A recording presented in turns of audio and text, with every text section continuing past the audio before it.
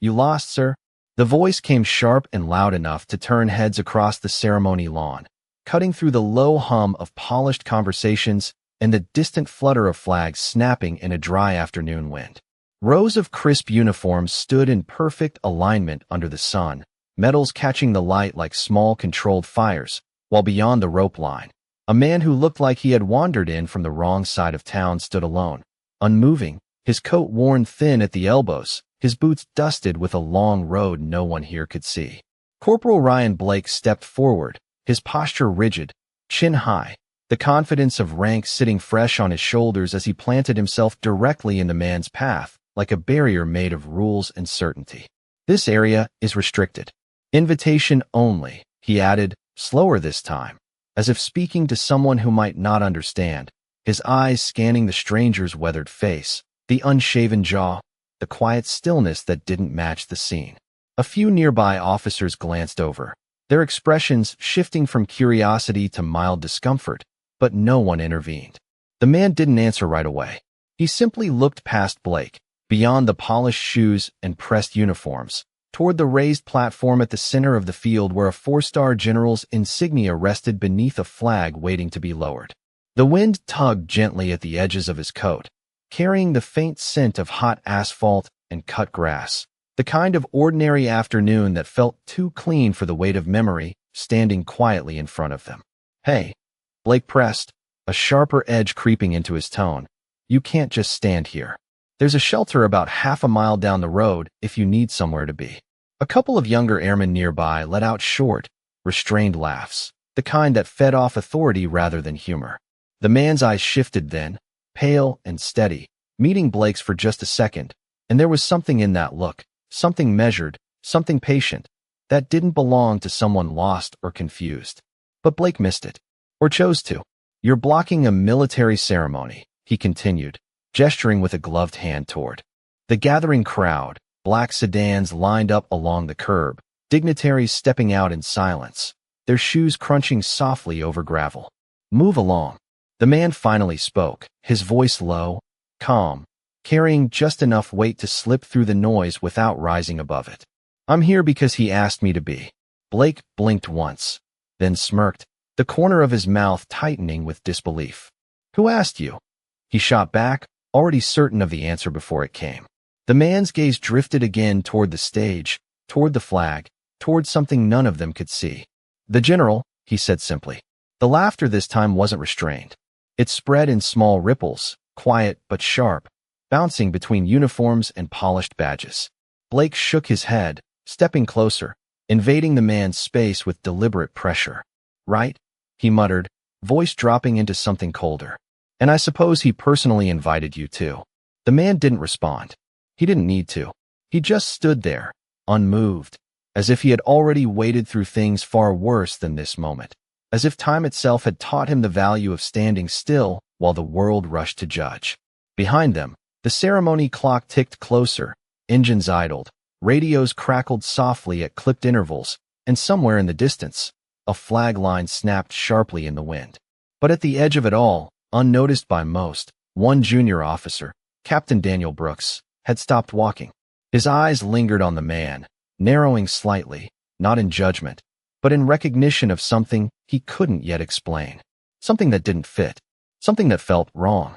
The laughter lingered longer than it should have, hanging in the air like something sour that no one wanted to claim, and yet no one moved to stop it as Corporal Blake shifted his weight forward, boots grinding lightly against the gravel, his presence now less about protocol and more about control.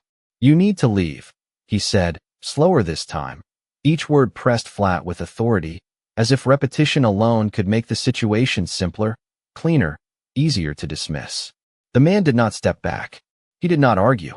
He simply adjusted his stance. Slightly, the movement small but deliberate, like someone making room for time rather than people. Up close, the details became harder to ignore. The coat was old, yes, but not neglected. The seams were worn in the way things become when they are carried, not discarded. His hands, though weathered, were steady, fingers relaxed at his sides, not clenched, not defensive.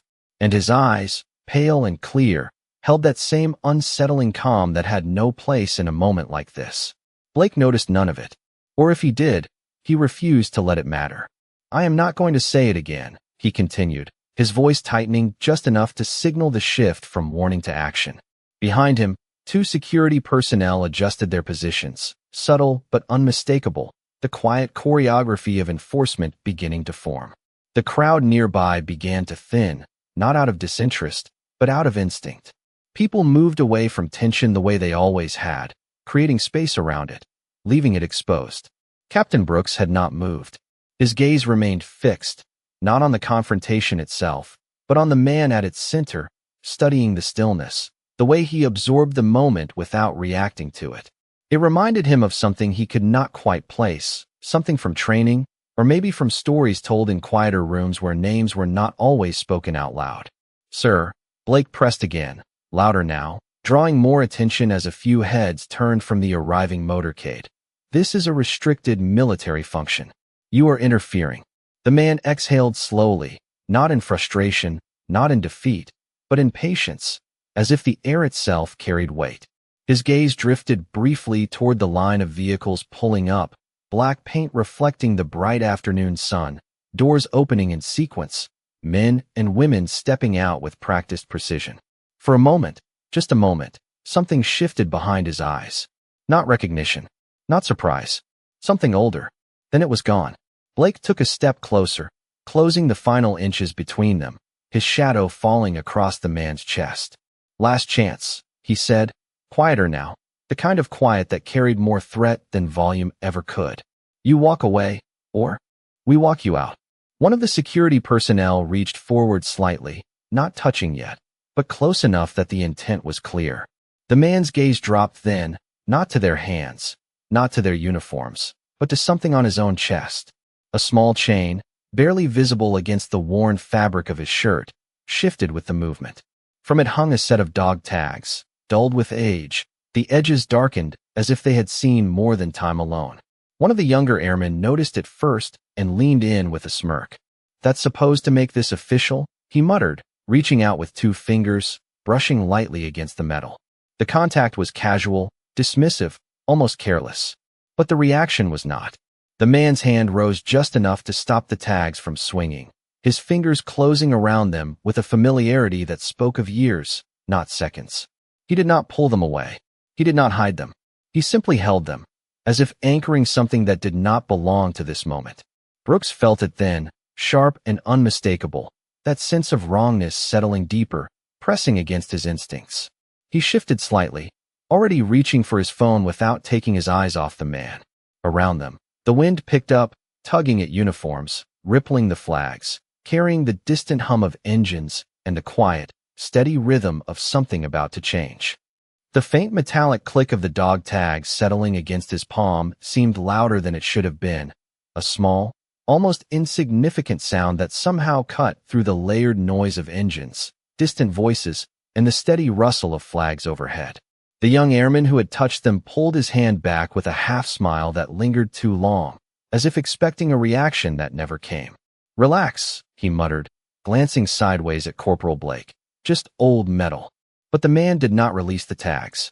His fingers remained wrapped around them, not tight, not protective, just certain, like someone holding onto something that did not need defending, only remembering. Corporal Blake exhaled sharply through his nose, patience thinning as the moment stretched beyond what he considered reasonable.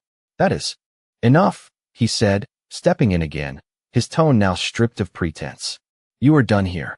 One of the security personnel shifted closer, his hand rising just slightly higher this time, the intention no longer subtle. The space between action and restraint had narrowed to almost nothing. Across the lawn, a line of officers began forming near the stage, their movements precise, synchronized, unaware of the tension gathering just outside their view. The low hum of a helicopter somewhere in the distance bled into the background, steady and rhythmic, like a heartbeat beneath the scene. Captain Brooks had already stepped away from the cluster, his back turned just enough to shield the movement of his hand as he brought his phone up, thumb moving quickly across the screen. His voice, when he spoke, was low and controlled, almost swallowed by the wind. "Sir, I need you to run a name," he said quietly, eyes never leaving the man. There was a pause on the other end, brief but noticeable. Brooks did not look down. Thomas Hale, he added, slower, more deliberate this time, as if saying it correctly mattered. The reply came back sharper now, edged with confusion. Brooks listened, his jaw tightening just slightly, not in doubt, but in confirmation of something he had already begun to suspect. No, sir, he continued, lowering his voice even further. He is standing right in front of me. Back at the rope line, Corporal Blake had reached the edge of his tolerance. Last warning, he said, his voice flat, the kind of flat that carried finality. The security man beside him extended his hand, fingers open, moving toward the man's arm with slow, practiced control. The man did not step away. He did not resist. He simply lifted his gaze from the dog tags, letting them fall gently back against his chest, the chain catching the light for a brief second before settling again into shadow. His eyes moved past Blake, past the forming lines of officers, toward the distant edge of the ceremony where the motorcade had fully arrived. Doors closed in sequence. Conversations hushed. Something shifted in the air, subtle but unmistakable, like a current changing direction before anyone could see the source. Brooks turned slightly, his phone still at his ear, his expression no longer uncertain.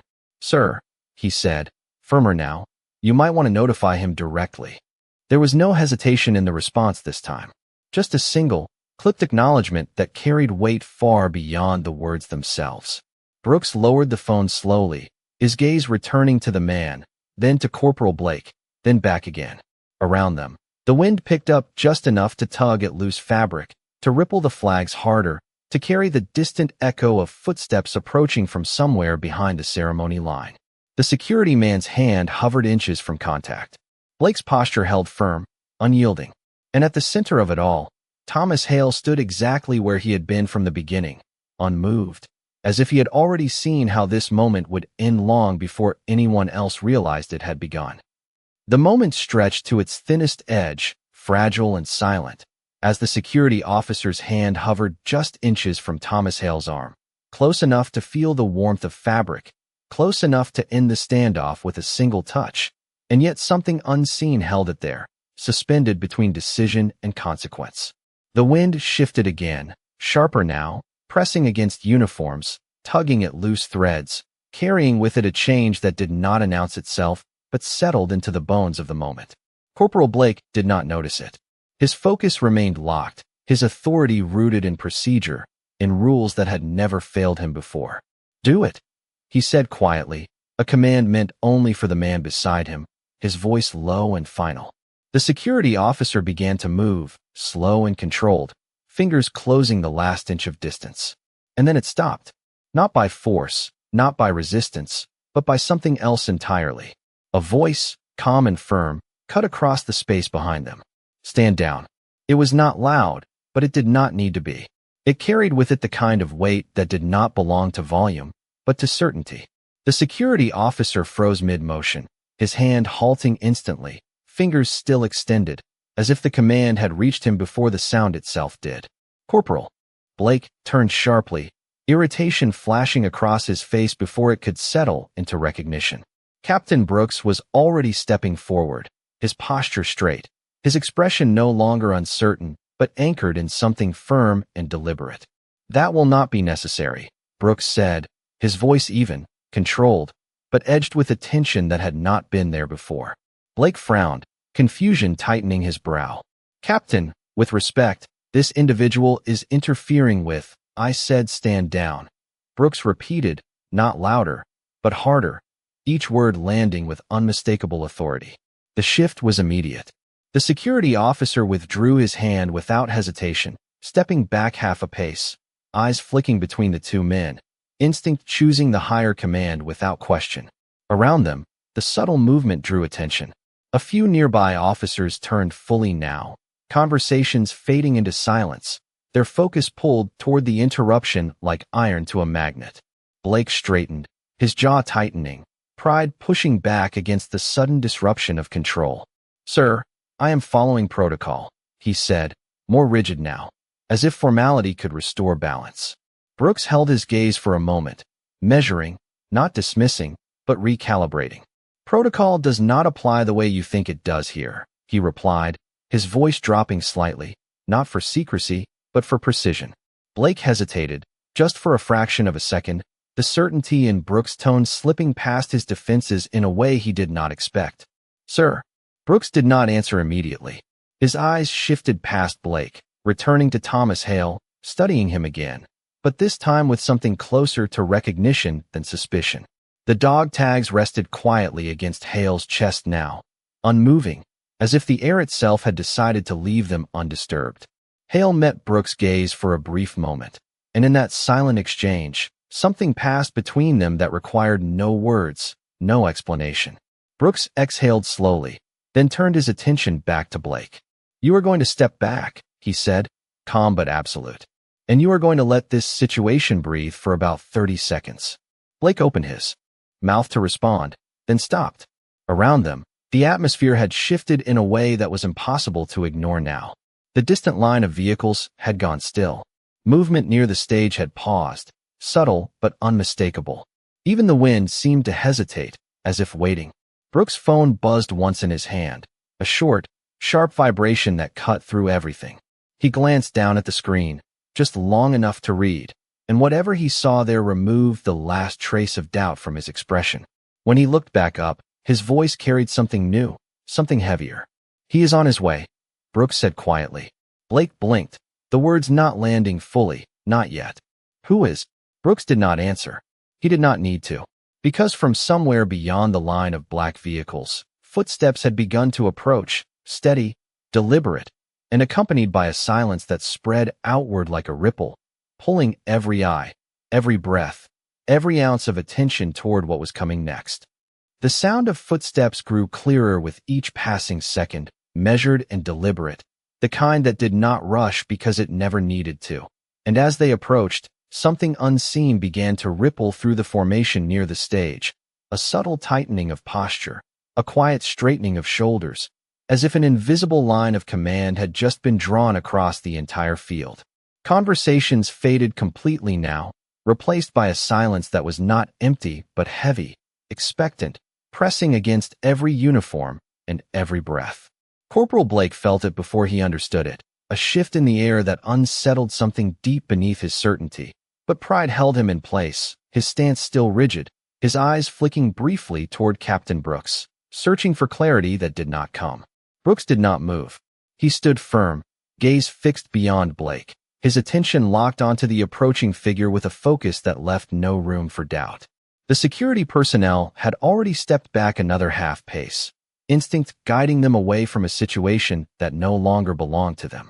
Thomas Hale remained exactly where he had been, his posture unchanged, his hands resting naturally at his sides, the dog tags lying still against his chest as if they, too, were waiting. The footsteps reached the edge of the rope line, and then the figure came into view. The uniform was unmistakable, the 4 silver stars aligned on each shoulder catching the sunlight in sharp, controlled flashes. General Arthur Whitmore moved forward with a calm authority that did not need announcement, his presence alone reshaping the space around him. Officers along his path straightened instantly, their movements precise, their eyes forward, their voices silent. The ripple spread outward, faster now, until the entire ceremony ground seemed to fall into alignment without a single word being spoken. Blake turned fully this time, his breath catching just slightly as recognition hit, his spine snapping even straighter, his hand instinctively rising toward his brow before stopping halfway, uncertainty interrupting the reflex. Whitmore did not acknowledge him.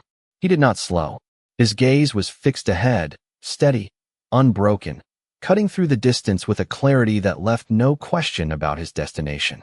Captain Brooks stepped aside without being told, his role in the moment complete, his posture shifting into quiet respect as the general passed. The air felt different now, charged in a way that made even the wind seem quieter, as if the entire scene had narrowed to a single point. Whitmore closed the final distance, stopping just a few feet in front of Thomas Hale. For a brief moment, nothing happened. No words, no movement, just 2 men standing across from each other, one in full dress uniform, the other in a worn coat that carried years no one here could measure. Blake watched, his thoughts scrambling to catch up, to make sense of what he was seeing, but the pieces refused to fit. This was not how this was supposed to go. Not according to any rule he knew. Whitmore's eyes moved over Hale, not in inspection, not in judgment, but in recognition, deep and immediate, like something remembered rather than discovered. Hale met his gaze without hesitation, the same calm stillness holding, but now there was something else beneath it, something quieter, heavier, like the weight of a shared past that did not need explanation. The silence stretched, thick and absolute, until it felt like the entire base had stopped breathing. And then, slowly, with a precision that carried more meaning than any speech ever could, General Whitmore raised his hand. The motion was slow, deliberate, and absolute, the kind of movement that carried decades behind it. As General Whitmore's hand rose cleanly to his brow, fingers aligned with practiced precision, his posture locking into a salute that was not ceremonial, not routine, but personal. The effect was immediate and total. A visible shock moved through the formation like a silent wave, officers stiffening, eyes widening, breaths catching in unison as the meaning of what they were witnessing struggled to settle into place.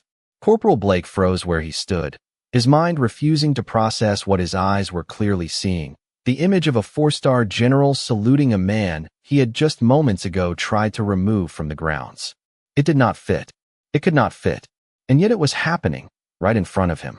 The air tightened, thick with disbelief, as the ripple spread outward, faster now, pulling every uniform into alignment as if commanded by something deeper than rank. One by one, almost instinctively, officers along the line snapped into position, their hands rising in near-perfect synchronization, returning the salute not because they had been ordered to, but because they understood, even if they did not yet know why. The sound of boots shifting into place, of fabric tightening, of breath being held, layered into a quiet that felt heavier than any noise. Captain Brooks did not move at first. He simply watched, his chest rising slowly, his earlier suspicion now fully replaced by recognition, the kind that settled deep and stayed there. Then, without hesitation, he raised his hand as well, his salute sharp, exact, his gaze forward.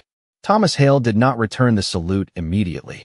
He stood still, his eyes resting on Whitmore, the faintest change in his expression barely visible, something softer, something older, passing across his face like a shadow of memory. The dog tags at his chest shifted slightly in the wind, catching a brief glint of sunlight before falling still again. Around them, the entire ceremony had stopped. Conversations had vanished completely. The arriving dignitaries stood frozen near their vehicles, uncertain, watching, drawn into a moment none of them had expected. Even the distant hum of the helicopter seemed to fade, as if the world itself had chosen to listen. Whitmore held the salute, unwavering, his gaze locked onto Hale with a focus that carried weight far beyond rank or protocol. Seconds stretched, long enough for the moment to settle, long enough for every person present to understand that something extraordinary was unfolding, even if they did not yet know its shape. Then, slowly, Hale moved. Not quickly, not with urgency, but with the same quiet certainty that had defined every step he had taken since arriving. His hand rose, steady despite the years etched into it, fingers aligning with a precision that spoke of training long ingrained, long lived. He returned the salute.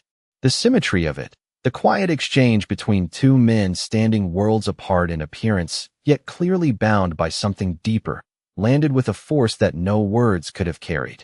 Corporal Blake felt it then, fully, unmistakably, the ground shifting beneath everything he thought he understood. His earlier confidence, his rigid certainty, cracked under the weight of what he had just witnessed, replaced by something colder, heavier, something closer to realization. He lowered his gaze for the first time, not in command, not in control, but in the dawning awareness that he had misjudged something far beyond his reach. The silence held, unbroken, as the two men stood there, salutes locked, the entire base bearing witness to a truth that did not need explanation, only recognition. The salutes lowered at the same time, not as a command but as a mutual understanding, a silent agreement between two men who had long since moved beyond the need for formality to define respect. The air did not relax. If anything, it grew heavier, charged with a quiet tension that no one dared to break. General Whitmore did not step back. He remained where he was, his posture still, his gaze fixed on Thomas Hale with a depth that carried years within it. When he finally spoke, his voice was low, controlled, but it carried across the space with absolute clarity. You took your time getting here, Hale. There was no anger in it, no accusation, only something familiar, something that did not belong to rank or ceremony. A few heads in the crowd shifted slightly, confusion flickering across faces that could not reconcile the tone with the uniform delivering it. Thomas Hale's expression did not change much, but there was the faintest trace of something in his eyes now, something almost like acknowledgement. I was not aware there was a deadline, he replied, his voice just as calm, just as steady, carrying the same quiet weight that had unsettled everyone from the beginning. A subtle ripple moved through the nearby officers, not loud, not visible to most, but enough to signal that something deeper was unfolding. Corporal Blake stood frozen, his hands now at his sides, his earlier authority stripped away not by force, but by realization. He listened, trying to understand, but the words felt like fragments of a conversation he had never been meant to hear. General Whitmore exhaled slowly, the tension in his shoulders easing just slightly, though his posture remained precise. I was beginning to think you were not coming at all, he said, and this time there was something else beneath the words, something quieter, something closer to relief than anyone would expect from a man in his position. Hale glanced briefly toward the stage, toward the arrangement prepared with exacting detail, then back to Whitmore. You asked, he said simply. That was all. No explanation, no elaboration, and somehow it was enough. Whitmore gave a small, almost imperceptible nod, as if confirming something only the two of them fully understood. Around them, the stillness deepened. The officers holding their positions did not lower their guard. The dignitaries did not resume their conversations. Even the wind seemed to move more carefully now, brushing across the scene without disturbing it. Captain Brooks watched closely, his earlier instincts now fully justified, the pieces falling into place in a way that made the entire situation feel less like an interruption and more like something that had always been meant to happen. Whitmore shifted his stance slightly, just enough to angle his body toward Hale in a way that was not formal, not distant, but direct. Walk with me, he said. It was not an order. It did not carry the edge of command. It was something else entirely. An invitation. Hale looked at him for a brief moment, then gave a small nod, the motion restrained but certain. Without another word, Whitmore turned, stepping forward toward the center of the ceremony grounds, not checking if Hale would follow, not needing to. And Hale did. He moved with the same measured pace he had held from the beginning, his steps quiet against the gravel, falling into place beside the general without hesitation. As they walked, the formation parted instinctively, lines opening without instruction, creating a clear path that had not existed seconds before. Officers who had stood rigid now shifted just enough to allow passage, their eyes forward, their expressions controlled, but the awareness in their posture unmistakable. Corporal Blake remained where he was, unable to move, unable to speak, his understanding catching up in slow, heavy waves. He had not just misjudged a man. He had stood in the path of something far greater than himself, something that did not announce its presence until it was too late to ignore. And now, all he could do was watch as the man he had tried to remove walked forward at the side of a four-star general, as if that had always been exactly where he belonged. The gravel shifted softly beneath their steps as General Whitmore and Thomas Hale moved forward together, side by side, their pace unhurried yet undeniable, each footfall echoing with a quiet authority that reshaped the space ahead of them.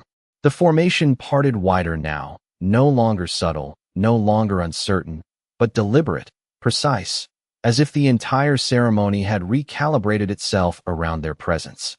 Rows of officers stood rigid, eyes forward, yet awareness rippled beneath their composure, the kind of awareness that came when something unseen finally revealed its weight.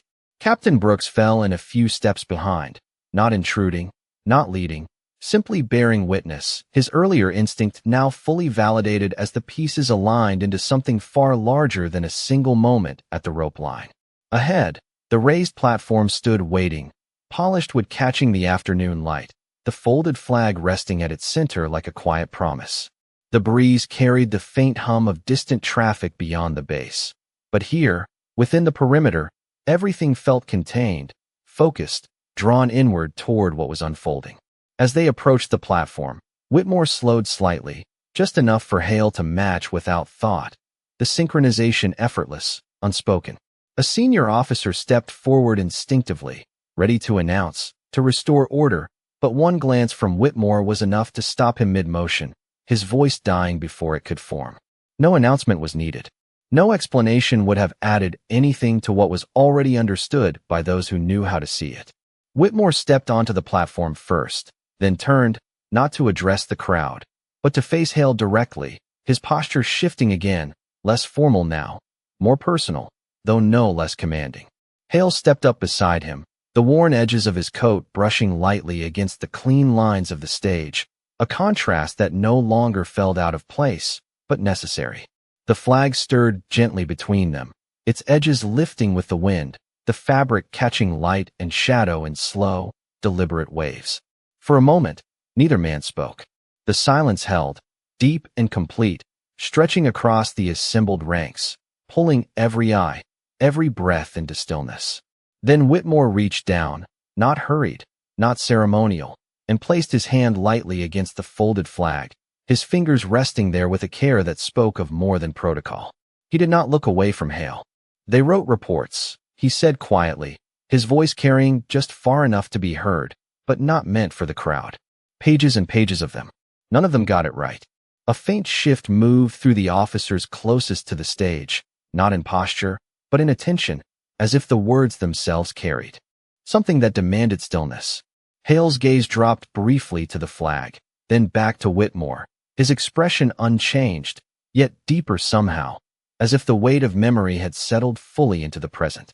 "They never do," Hale replied, his voice low, steady, the words simple, but carrying years within them. Whitmore allowed the faintest trace of a smile to touch the edge of his expression, not visible to most, but enough to soften the sharp lines of command that defined him. "You pulled me out when I did not even know I was buried," he said, and this time the words lingered, heavier, undeniable. The officers nearest the platform felt it, even if they did not understand it, the shift from ceremony to something far more personal, far more real. Hale did not respond immediately. He looked out across the formation, across the rows of uniforms, the polished insignia, the disciplined stillness, and for a brief moment, his gaze seemed to move beyond it all, beyond the base, beyond the present, towards something only he could see. Then he looked back at Whitmore. "You walked out on your own," he said.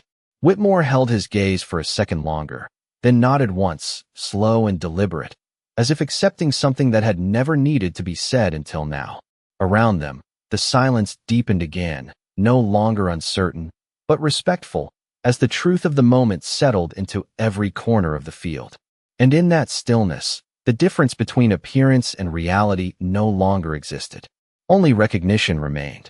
The silence did not break when the words ended. It deepened, settling across the ceremony grounds like a weight that no one dared to disturb, as if every person present understood, without being told, that anything spoken now would fall short of what had already been revealed.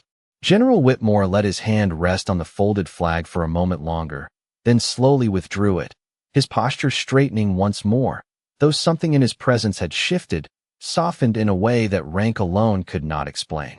He turned then, not sharply, not with command, but with purpose, facing the assembled officers and dignitaries who stood in perfect formation before him. Their eyes forward, their bodies still, yet their understanding no longer the same as it had been minutes before. For a brief second, it seemed as though he might speak, that he might offer an explanation, restore the structure of the ceremony, return everything to its expected order. But he did not. Instead, he stepped aside. Just one step. It was small, almost unnoticeable, but it carried a meaning that landed with unmistakable force. The center of the platform, the place reserved for rank, for authority, for recognition, was no longer his. It belonged to the man standing beside him. Thomas Hale did not react immediately. He did not step forward with urgency or hesitation. He simply stood there, the wind brushing lightly against his coat, the dog tags resting quietly against his chest, as if he had never needed the space to define who he was. And yet, after a moment, he moved. One step forward. Measured. Certain. Enough to stand where Whitmore had been. The shift was complete. Across the formation, something changed again, subtle but undeniable. Shoulders squared a little sharper. Chins lifted a fraction higher. Not out of command, but out of understanding. Respect had found its place, not because it had been demanded, but because it had been revealed. Corporal Blake felt it more than anyone. He stood at the edge of the rope line, no longer part of the center, no longer in control of anything, his earlier words echoing in his mind with a weight that pressed down harder with every passing second. He had seen the coat, the worn boots, the quiet stillness, and he had mistaken all of it. His gaze lowered again, not forced, not commanded, but chosen, as the realization settled fully into him. Captain Brooks remained still behind the formation, his eyes forward, his posture firm, but there was a quiet acknowledgement in the way he stood, a recognition that moments like this did not happen often, and when they did, they were not meant to be interrupted or explained, only witnessed. On the platform, Whitmore finally spoke again, his voice carrying just enough to reach the formation, steady and clear. Proceed. That was all. No titles. No introductions.